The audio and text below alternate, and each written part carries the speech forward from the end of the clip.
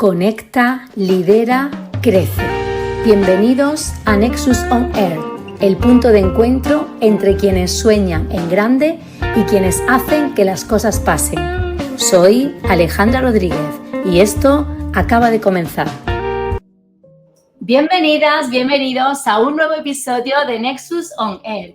Hoy nos acompaña una mujer extraordinaria que ha logrado unir su vida laboral, profesional y académica con una visión de impacto. Ella es Priscila Muñoz Castro, mamá, esposa, emprendedora y académica con más de 20 años de experiencia en el área financiera. Con una brillante carrera que incluye doctorados, maestrías y reconocimientos internacionales, Priscila ha sido directiva universitaria, docente, perito financiero, investigadora y referente en temas de administración financiera y emprendimiento social. Hoy conversaremos sobre su historia, sus aprendizajes y cómo ha logrado conjugar la excelencia académica con el propósito de transformar realidades. Bienvenida, Priscila. Qué gusto. Muchas gracias, María Alejandra, por la invitación. Para mí, pues, es un gusto, un placer poder compartir contigo. Los saludo desde Cuenca, Ecuador, que es en el lugar en donde vivo actualmente, pues, y ejerzo mi profesión. Genial. Bueno, pues mi audiencia y yo estamos deseando de conocerte un poquito más. Así que vamos a comenzar con la sección 1 de nuestro programa. Perfecto. Sección 1. Conecta en 5. Una idea, una historia o una mirada que despierta tu liderazgo interior. Priscila, si tuvieras que describirte más allá de tus títulos y tus logros, ¿quién eres en lo personal? Bueno, María Alejandra, yo pienso que soy una mujer que tiene muy claro el propósito de vida, el propósito para el cual Dios me trajo a este mundo. Soy muy creyente de Dios, entonces pienso que Él nos trajo a todos con un propósito, y mi propósito ha sido, pues, y es apoyar de cerca a las mujeres que necesitan ayuda, especialmente en el tema que lo manejo y que he tenido oportunidad de formarme, que es en el tema financiero. He visto muchas realidades cercanas de mujeres que no han podido cumplir sus sueños por este tema, porque se ven limitadas por el tema financiero. Y pues allí es donde he podido aportar desde la cátedra universitaria, desde otros espacios en los que he tenido la oportunidad de poder servir. Genial. Además, lo financiero es súper importante porque hay muchos mitos, ¿verdad? Y que si el dinero no da la felicidad, que si el dinero... Muchas creencias limitantes, ¿verdad? Pero realmente cuando nosotros nos ponemos a hablar de la educación y de la educación financiera, como es tu expertise, desde esa posición podemos lograr todo lo que queramos, ¿verdad? Podemos lograr una mejor vida, una mejor salud, un mejor estudio para nuestros hijos, nosotros a crecer a nivel personal, a nivel profesional. Así que, bueno, admiro tu labor porque en verdad es lo principal, ¿verdad? Hacer crecer y empoderar a las mujeres en lo financiero. ¿Cómo ha influido tu rol de mamá y esposa en tu desarrollo como profesional y académica? Bueno, no te voy a negar, ha sido muy complejo tratar de llegar a un balance entre ser esposa, mamá, profesional. Es muy difícil llegar a un balance. Más bien yo creo que se puede compensar. Es decir, hay momentos en los que me he dedicado 100% al estudio, que de pronto he dejado mi hogar, he dejado a mis hijos, he tenido que dejarlos al cuidado de otras personas. Sin embargo, todo el tiempo que he podido compartir con ellos he tratado de compensarlo, ¿sí? Siempre enfocada en esas labores. Es muy complejo el hecho de tener que compartir estos varios roles, pero se puede. Hay veces en los que he tenido que estudiar con mis niños en brazos, teniendo que hacer muchas tareas a la vez, pero sí se puede. Y de hecho, pues estar cerca de los hijos, de la familia, el ser mamá, te lleva a ser mucho más sensible, mucho más humana, a saber que tú tienes que velar, o todo lo que estás haciendo es por velar por el futuro de precisamente tu familia, de tus hijos. Entonces, en ese sentido, te puedo decir, no se llega a un balance, pienso yo personalmente, pero sí se puede compensar esos tiempos que tú dejas de estar con tu familia para poder construir un futuro mejor para ellos mismos. Y es que así es, de verdad, cuánto tenemos que delegar las madres y cuánto tenemos que sufrir en el sentido de decir, jolines, ¿no? Es esa sensación de victimismo, de culpabilidad que tenemos muchas veces, ¿verdad? Sobre todo cuando nuestros hijos son pequeños. Y desde aquí, desde este programa, bueno, pues queremos animar a todas esas madres que se sienten así o que se han sentido alguna vez así y que no pasa nada, que hay que pensar como tú lo dices, ¿no? Oye, es que yo estoy haciendo esto, ¿verdad? Por el futuro de mis hijos, por un bien para ellos, para que ellos tengan un futuro mejor. Y muchas veces tenemos que sacrificar eso, lo que más queremos, pero es por algo bueno, ¿verdad? Es por una buena causa. ¿Qué fue lo que te motivó a adentrarte en el mundo de las finanzas y la administración?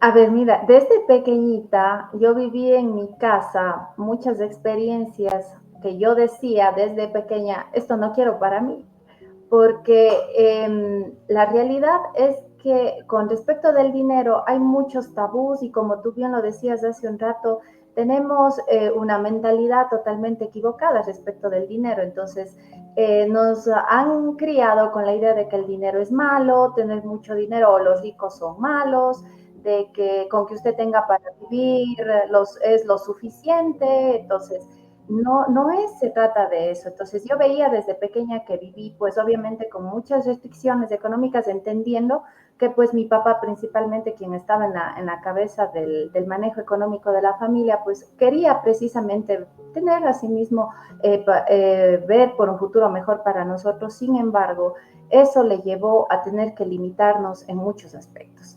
Entonces, yo vi eso desde pequeña y decía, entendiendo, pues obviamente que la intención de mi papá era buena, pero yo crecí, sí, con muchas restricciones y decía, esto yo no quiero para mi vida.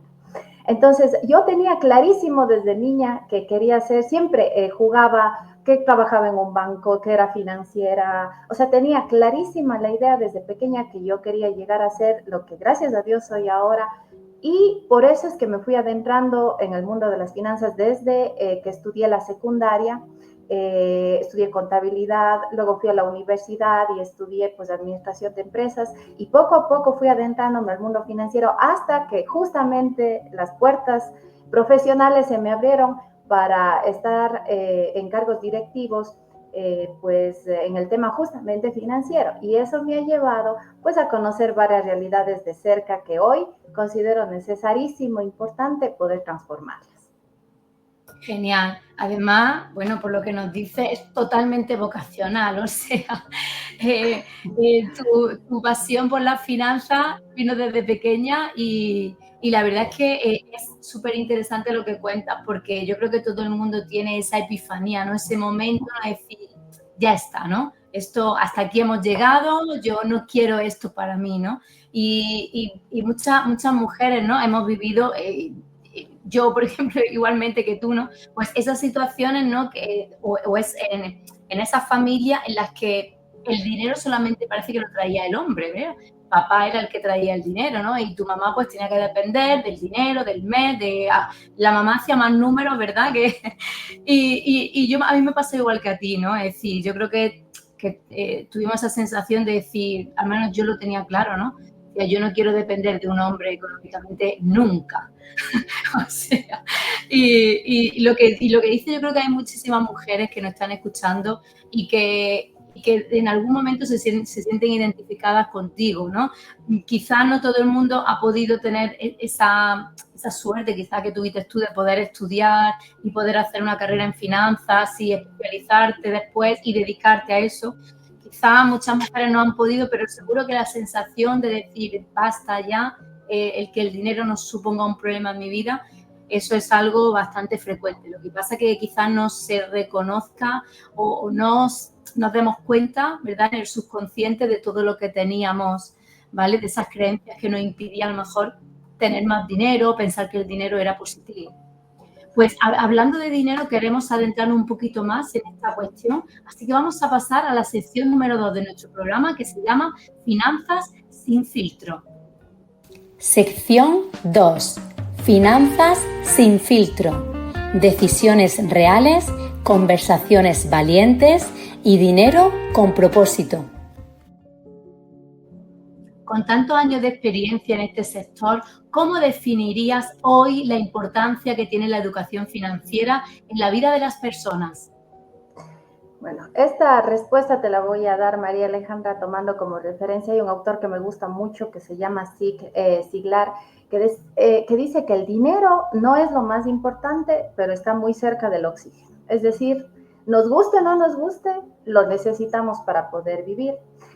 Es muy complicada la situación ahora porque no tenemos la suficiente cultura financiera. ¿Sí? Como personas no somos conscientes de la importancia que tiene el dinero porque, como decía anteriormente, nos han criado con la idea de que eso es malo, de que hablar de dinero es malo, de que no podemos compartir ideas, en casa no se habla de dinero y entonces desde allí a nosotros nos toca desaprender esos patrones y esas creencias que tenemos para aprender nuevas cosas. ¿Sí? Fíjate que hay un estudio que dice que de 3 de cada 5 personas, al menos en América Latina, no tienen metas referentes al dinero, no saben cómo planificar sus finanzas y que en promedio su bienestar financiero llega a ser de 41 puntos sobre 100. Entonces, yo estoy hablando desde lo que dicen las estadísticas, más allá de, yo digo, de un tema de formación en finanzas, lo que necesitamos es, pues, aprender cómo se maneja el dinero, pero desde un punto de vista mental, ¿sí? Desechar ciertas creencias que nos limitan y que no nos permiten avanzar con respecto al manejo financiero y nos toca pues cosechar hábitos nuevos para poder entender de esa manera cómo yo tengo que llegar a manejar financieramente pues mis recursos a fin de que pueda realizar una gestión adecuada y eso me va a llevar a lograr todas las metas que yo tenga en la vida y esto funciona igual a nivel empresarial, que es lo que ya me ha pasado a mí. Tuve que pues enfrentar varias crisis a nivel, digamos, de empresa para que me lleve pues a aprender esto que es importante, que no es, que te lo digo honestamente, no te enseñan en ninguna universidad, no te lo enseñan, no, eso lo aprendes tú con tus hábitos, con tus creencias, con nuevos aprendizajes, es decir, se enfoca en el desarrollo de las habilidades que uno como persona tenga para poder pues afrontar, ¿no?, este tipo de situaciones. Así es. Aquí en España, desde el otro lado del charco, pasa exactamente lo mismo. O sea, la educación financiera no se enseña en los centros educativos ni en la universidad. De hecho, yo que estoy desde este lado, tuve que hacer un máster en bolsa de inversión, tuve que estudiarme yo por mi cuenta porque yo veía que yo necesitaba saber más y quería saber más. Pero no, yo creo que es una asignatura pendiente a nivel mundial, sea de la parte en la que estemos, porque es súper importante. Pero bueno, yo creo que esto es más una cuestión política porque yo, sinceramente, en mi interior siento que a los políticos no les interesa que nosotros sepamos mucho de educación financiera, porque así nos manejan, ¿verdad? Ellos como quieren. Estamos de acuerdo en eso, sí, sí. ¿Cómo ves? ¿Cuáles son los principales retos financieros que ves en Ecuador y en la parte de Latinoamérica en general? Bueno, el reto es lo que tú dijiste hace un momento, tratar de culturizar a la gente en este tema, de entender que pues la gente no ahorra, no tiene metas financieras, no nos gusta planificar, ¿sí? Entonces, muchas de las veces nosotros culpamos, es que la situación económica del país, pero sí te puede limitar de cierta manera eso, pero no es, digamos que el pretexto para tú no lograr lo que quieres en la vida, ¿sí? Entonces, yo recomendaría que en primera instancia todas las personas debemos tener objetivos, debemos tener metas, debemos tener estrategias que nos lleven a cumplir esas metas y aquí es clave la planificación. Entonces, yo diría o preguntaría ahora, ¿cuántos de nosotros planificamos nuestras metas? ¿Cuántos de nosotros al inicio del año decimos ahora escribimos nuestras metas y decimos, esto quiero yo en el año, lo que me lleve a hacer todos los años, apuntarla a lo que yo quiero de aquí en 5 años, cómo me veo, cuánto me cuesta realizar todo eso. Entonces, si nosotros tuviéramos de entrada una planificación adecuada, y esto, ya digo, funciona a nivel empresarial, a nivel personal, nos ayudaría de mucho para tener una guía o un mapa por dónde yo debo ir para poder llegar a esos objetivos. A mis alumnos en clases, lo primero que hacemos en la materia de finanzas es, a ver, ustedes, ¿qué es lo que quieren hacer con su vida? ¿Se han puesto a pensar qué es lo que quieren? ¿A dónde quieren llegar? ¿Cómo lo van a hacer? Y vayan estableciendo un presupuesto. Cuando yo les pregunto en clase a ellos, a ver, levanta la mano, ¿quién hace un presupuesto? De lo mucho o poco que gane, eso no importa. Lo importante es que tenga un presupuesto. Nadie. O sea, nadie lo tiene y con ellos vamos construyendo juntos esa habilidad, en principio, de que sean conscientes de que no sabemos manejar los recursos.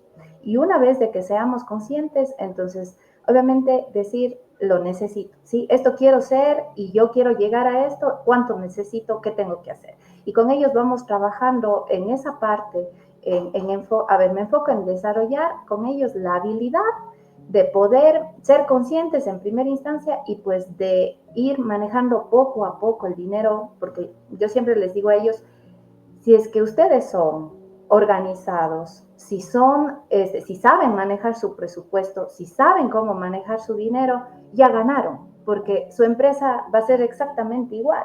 Ustedes van a saber manejar su empresa exactamente igual, pero si son desorganizados, si no saben manejar su propio dinero, si no saben ni ustedes mismos cuánto ganan, qué hacen con su dinero, pues ya me imagino cómo será esa empresa. Entonces, ellos poco a poco van haciéndose conscientes de esa realidad y pues en función de eso vamos trabajando con ellos en el transcurso pues del desarrollo de la materia. Exactamente. Y has investigado sobre emprendimiento social con enfoque de género. ¿Qué hallazgos destacaría y qué aprendizaje nos puedes compartir? Bueno, María Alejandra, ese estudio lo hicimos con colegas de Costa Rica y México. Fue un proyecto en conjunto con 2 universidades de estos países hermanos. Y pues ahí precisamente detectamos en ese estudio que lo hicimos dirigido a las estudiantes de nuestras facultades, de nuestras escuelas de administración, y pues allí el estudio dio como resultado que precisamente el tema financiero, el acceso al financiamiento es una de las limitantes para que las estudiantes puedan emprender. Es decir, ellas tienen ideas maravillosas, todas las buenas intenciones de emprender, pero ese factor les limita. Y vuelvo a lo mismo. ¿Por qué? Porque no conocen, porque tienen miedo y les limita mucho. Y eso hace pues que no puedan avanzar en el desarrollo de esos proyectos de emprendimiento. Genial. Pues ahora queremos conocerte en tu aspecto de líder, en tu papel de líder. Así que vamos a pasar a la tercera sección de nuestro programa que se llama Líderes que Inspiran. Sección 3. Líderes que inspiran. Historias de superación, fuerza y transformación que dejan huella. Has ocupado cargos directivos y académicos muy importantes. ¿Qué aprendizajes te han dejado esos espacios de liderazgo? En los espacios en los que he estado, a nivel directivo, te puedo decir con total convicción que hoy más que nunca necesitamos un liderazgo más humano, más real, más cercano. No podemos liderar o tomar decisiones detrás de un escritorio sin conocer la realidad de la gente, sin acercarnos a las personas. Mira que yo creo que una de las cosas que más me marcó como profesional en el área financiera fue cuando tuve la oportunidad de estar en la dirección financiera de una institución de educación superior acá en el Ecuador muy grande, que lamentablemente se encontraba en esos momentos en una crisis financiera terrible, ¿sí? Sin precedentes. Cuando me tocó asumir el cargo, yo lo asumí con mucho temor, ¿sí? Con temor porque dije, de verdad solo un milagro nos puede salvar, pero tengo que reconocer que el trabajo en equipo, que el direccionamiento de en esa época, el rector, nuestro líder, que tenía muy claro sus objetivos y el apoyo que me dio, la confianza, el trabajo en equipo, el hecho de ser, yo rescato mucho el hecho de ser auténtica, de entregarse al trabajo con alma y corazón, de hacer las cosas con amor. Los resultados se dan de una manera extraordinaria. Entonces, 4 años después, nosotros pudimos salvar a esa empresa, a esa institución educativa de una inminente crisis económica, y no solo eso, la dejamos en un estado financiero en el que pues pudo surgir, pudo seguir creciendo, la dejamos con salud financiera, todo, la casa en orden, y pues eso me llevó a sentirme a mí como profesional muy satisfecha, pero sobre todo a sentirme orgullosa del equipo que en ese momento trabajó conmigo. Entonces, yo diría que cuando uno está en crisis, cuando una institución está en crisis, cuando una empresa está en crisis, es cuando allí se pone a prueba la madera que tiene uno como líder, ¿sí? El hecho de no desesperarse, de centrarse, de tener claros los objetivos. Y a mí siempre me van a escuchar hablar de la planificación porque creo que ese elemento me ha llevado a tener, avanzar mucho en mi carrera profesional, y me ha llevado también a que a nivel, en las oportunidades que he tenido de asesorar en empresas, en negocios, les ha llevado muy lejos. Entonces, en ese sentido, yo sí rescato mucho esa parte, María Alejandra, y sobre todo que los líderes de hoy tienen que volcarse a ser mucho más humanos, a no preocuparse tanto de las cifras financieras, que son importantes, sí, pero más de cómo están las personas, porque esas personas son las que nos van a ayudar precisamente a cumplir esas metas financieras en las empresas.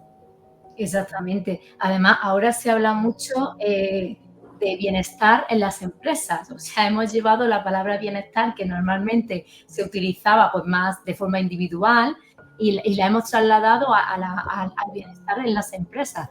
Y en verdad es eso exactamente lo que tú estás diciendo. O sea, el líder que sea un líder de verdad, un líder positivo, que lleve a su empresa con él y que él sea el primero que esté remando, el primero que dé ejemplo, el primero que llegue a su puesto de trabajo en hora, el primero que haga todas las cosas que le exige a las personas a las que le ha puesto unas normas, pero él es el primero que no las cumple. Entonces, vaya ejemplo, ¿no? Entonces, y lo que tú dices, ¿no? O sea, la finanzas de una empresa o la salud financiera de una empresa no solamente depende del número, depende de con las ganas con las que trabajen las personas allí, porque eso es que hay que cuidar a los empleados casi más que al cliente, diría yo. Así es. Pues, y nos has contado este reto que has tenido en esta ocasión. ¿Tuviste otro reto en tu trayectoria profesional que también nos quieras compartir? Muchos, María Alejandra, créeme que cuando yo llego al aula universitaria a compartir con mis alumnos, les digo, no soy un ejemplo precisamente de que todos los negocios que he hecho he ganado, más bien muchos negocios he perdido, y por eso es que a ellos les hablo desde la experiencia de lo que se debe y no se debe hacer. A raíz de la pandemia, pues un negocio mío que tenía un restaurante quebró y ahí perdí mucho dinero, tuvimos que vender toda la indumentaria del restaurante por partes, publicarla en redes, ir vendiendo de poco a poco. He perdido en varios negocios y eso me ha enseñado a ser muchísimo más sabia para saber qué sí y qué no, qué negocios se puede invertir y qué negocios no son los más idóneos. Entonces, el hecho de equivocarte, de tropezarte, ¿sí? Te da muchísima experiencia y muchísima sabiduría. ¿Por qué? Porque tenemos miedo, ¿no? Hacemos muchas cosas con miedo de que me voy a equivocar, de que y si luego tropiezo, y si luego ese error me cuesta caro. Claro que los errores cuestan caro, pero más cuesta el hecho de no hacer nada, ¿sí? De sentarte en tu zona de confort y de no hacer nada. Entonces, ahí tú decides, les digo también a mis alumnos siempre, uno decide qué es lo que quiere hacer. ¿Sí? Porque por más que las oportunidades se presenten, pero si tú no las acoges y no las sabes aprovechar, pues no te va a servir de mucho, ¿sí? Y de hecho, el tema profesional, o sea, yo digo, un buen profesional no es solamente el que tiene maestrías, doctorados, o sea, eso de alguna manera reafirma, ¿no? Lo que tú sabes, pero eso no es todo, eso es una parte. Lo otro es lo que estamos hablando ahora, lo que hemos hablado contigo, es desarrollar habilidades que no te enseñan en ninguna universidad. Es el hecho de poder formarte mentalmente, ¿sí? De formarte emocionalmente, de ser consciente, de ser una persona perseverante, de salir adelante a pesar de circunstancias adversas, de entender que un error no es un pecado, no es que se acabe el mundo, un error es un aprendizaje, es una oportunidad para seguir. Entonces, desde ese punto de vista, yo digo, en el momento en que tú llegas a formarte profesionalmente en cierta área, la que fuera, y también aprendes a desarrollar, por otro lado, este tipo de habilidades que hoy el mundo, como está, ante tanto cambio vertiginoso, sí se necesita desarrollar habilidades, ¿no? De adaptarte al cambio, de poder superar los obstáculos, de ser consciente de las realidades, de desarrollar tu pensamiento crítico. Entonces, en el momento en que tú conjugas esto, de verdad como profesional y como persona, diría yo, te vuelves invencible. Exacto. Y yo creo que también una cosa muy importante es que yo siempre les digo en mi mentoría que hay que partir desde el punto en el que uno está. Es decir, muchas veces procrastinamos, ¿verdad? Y decimos, cuando se alineen los planetas, ¿no? Entonces lo hago, ¿no? Y es que eso no va a pasar nunca. Es decir, tú tienes que empezar con tus proyectos, con tus emprendimientos, con lo que a ti te haga ilusión, con lo que tienes ahora, con los recursos que tienes ahora. Y en el camino ya irás perfeccionando, ya irás mejorando, ya irás haciendo contactos, pero no puedes esperar a que todo esté perfecto para empezar, porque si no, nunca vas a empezar. Y bueno, eso es como apunte, ¿no? Priscila, eres parte de redes internacionales de emprendimiento y mujeres líderes. ¿Cómo contribuyen esos espacios al empoderamiento femenino? Muchísimo, muchísimo, porque decía al inicio que mi propósito de vida es ayudar a las mujeres, especialmente, ¿no? Que he visto que han sido vulneradas, víctimas de violencia, especialmente en este tema emocional, con el manejo de dinero, como tú bien decías, no, que los hombres al ser cabeza de hogar y bueno, realmente aquí en mi país se da muy seguido o vemos con mucha frecuencia que las mujeres son víctimas de violencia emocional en ese sentido, ¿no? Por el tema financiero, y no hay nada mejor, como tú bien lo decías, que ser económicamente independiente, que una mujer llegue a eso.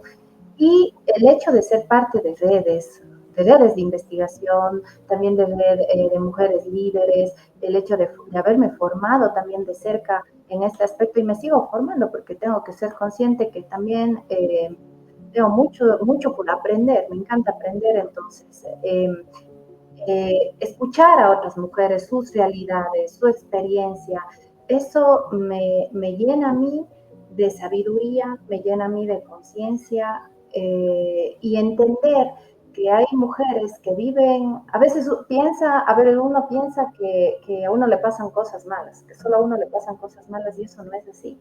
Hay mujeres que pasan por situaciones peores que uno y aún así salen adelante. Entonces, conocer varias realidades hace que tú te vuelvas más fuerte trabajando en comunidad, ¿sí? El hecho de darnos la mano como mujeres, de dar una mano a la experiencia a una mujer que ya lo logró, y de dar la otra mano a una mujer que está empezando, te ayuda muchísimo a crecer. Yo digo que una de las maneras en las que una mujer hoy en día puede crecer aún más es trabajando en comunidad, ¿sí? Abriendo espacios para trabajar en comunidad. Y te pongo un ejemplo, Pedrito, que tú me acababas de decir hace un rato con el proyecto que te comentaba de emprendimiento social.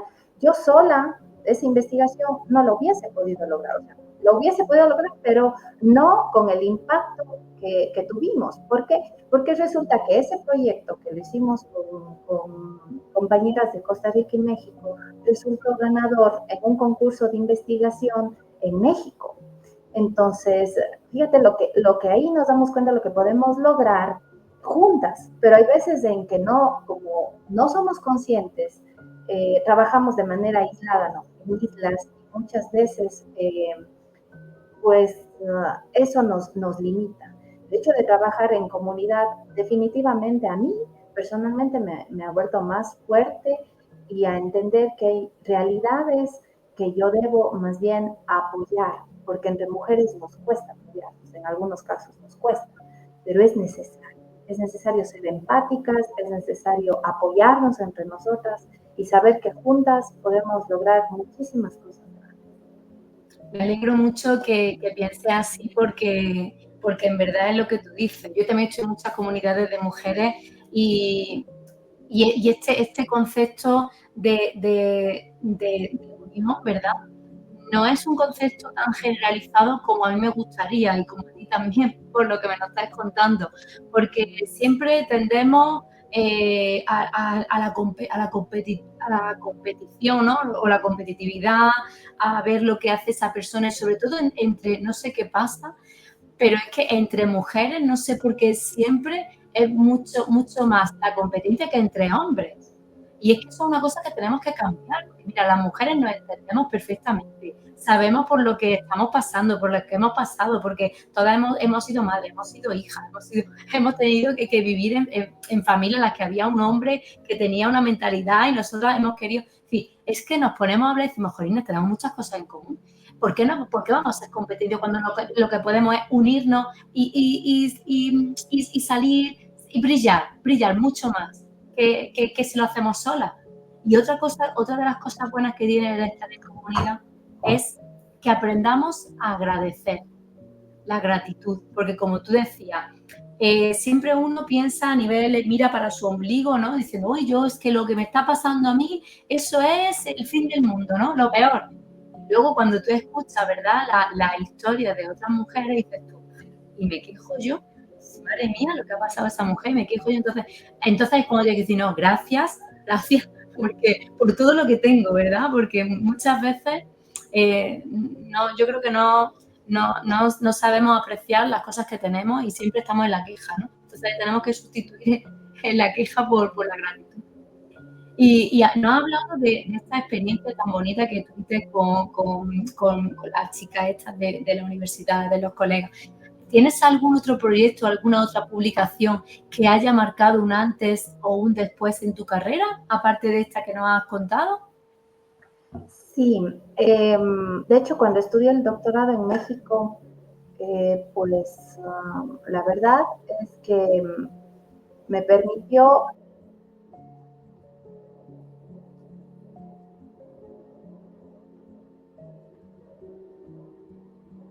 Al parecer se ha quedado sin conexión Priscila. Vamos a ver si vuelve a conectar por aquí. Son las cosas del directo.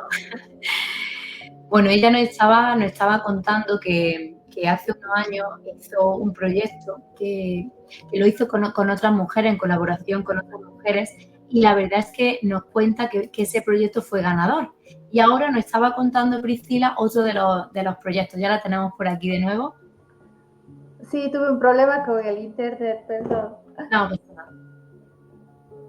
Sí, te decía, María Alejandra, tuve la oportunidad, mientras estudiaba el doctorado, de realizar 2 publicaciones en administración financiera, que me llevaron precisamente pues a analizar más de cerca cómo se manejan las finanzas a nivel empresarial y tanto personal. Entonces, esos estudios reafirmaban lo que te venía diciendo desde un inicio del tema de la importancia de planificar las finanzas y también de controlarlas, porque una cosa es que yo planifique y otra cosa es que también me siente todos los meses y revise en qué gasté, qué hice, si eso me está llevando a cumplir mis metas o no, si de pronto a lo mejor me desvié por ahí. Y no es, es un tema, inclusive yo lo digo hasta de amor propio, porque tú, y creo que a nadie nos gustaría vivir en carencia, que a nadie nos gustaría vivir con este tema de que me falta el dinero, no tengo, ¿qué tengo que hacer? Y pensamos también, otro error que cometemos es que pues pensamos únicamente que el ahorro nos va a llevar a tener estabilidad financiera, y eso no es así. Entonces, estos estudios dieron como resultado que, aparte de que la planificación y también saber controlar mis finanzas mensualmente, no hacer un seguimiento y control, también me llevaron a, como resultado, dio que pues es también importantísimo que yo pueda tomar otras decisiones con respecto al dinero, no solo ahorrar, sin invertir, saber invertir y sobre todo saber utilizar el financiamiento. Hablo en instituciones financieras, pero a mi favor. ¿Por qué? Porque generalmente nosotros, ¿qué hacemos? Me faltó dinero, entonces uso la tarjeta de crédito, pago el mínimo en mi tarjeta de crédito y así me voy endeudando más con el banco y de esa manera uso el financiamiento del banco, pero lo estoy utilizando para una deuda mala. Pero si por lo contrario yo utilizo para comprarme un bien que me va a dar rentabilidad, un local comercial que me va a dar la renta como resultado, entonces estoy utilizando el dinero del banco, pero para bien. Y esas y muchas cosas más, nosotros no somos conscientes. Lo digo porque no lo sabemos, en primer lugar, y segundo, porque nosotros no estamos 100% conscientes y creemos que vivir la vida así está bien, y no está bien. Tú lo puedes pasar todo el tiempo viviendo de esa manera, o sea, sufriendo por dinero. No, eso es algo que yo no quisiera que al menos a la gente que yo conozco o cercana a mí, que le pase, pero sí pasa, de verdad que sí pasa. Y te digo, tenemos la oportunidad de cambiar en nuestras manos, pero para mí, insisto, va por un tema en primera instancia de cambiar nuestra mentalidad.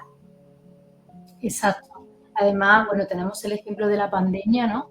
Que cuando todos los negocios cerraron la persiana, ¿no? Bajaron la persiana y se fue todo el mundo a la calle, ahí sufrió mucha gente a nivel económico. Todas estas personas que tú estás contando que viven al día.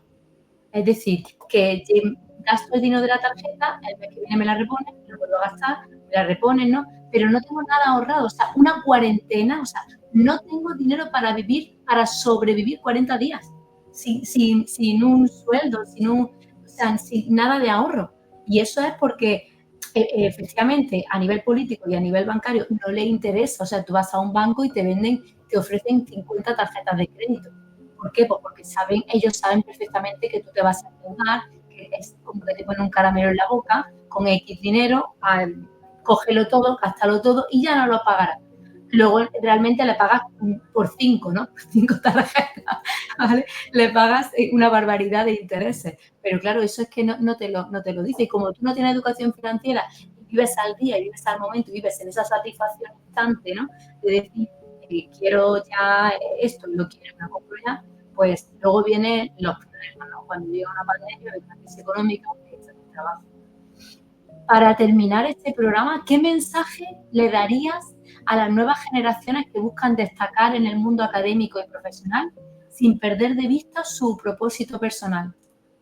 A las nuevas generaciones que no siempre en la vida todo es tecnología, no es la tecnología, es la esencia de uno como persona, es la parte del ser, ¿sí? Es la parte de formarme yo como persona para poder hacer frente a todos los problemas que se me presenten en la vida. Pero primero necesito formarme como persona, necesitamos ser más humanos, más conscientes, más empáticos en primera instancia. Y de allí, siendo conscientes de todo eso, pues voy a lograr muchas cosas, porque estamos enfocados en este momento en otro mundo, en un mundo que de pronto no es tan real, el mundo de las redes, el mundo de los juegos electrónicos y todo lo que nos da la tecnología. Y yo digo, la tecnología es muy bonita siempre y cuando la utilicemos para bien, es de mucha valía, pero siempre y cuando la utilicemos para formarnos, cuando sigo a líderes para que me inspiren, para que sirvan de guía,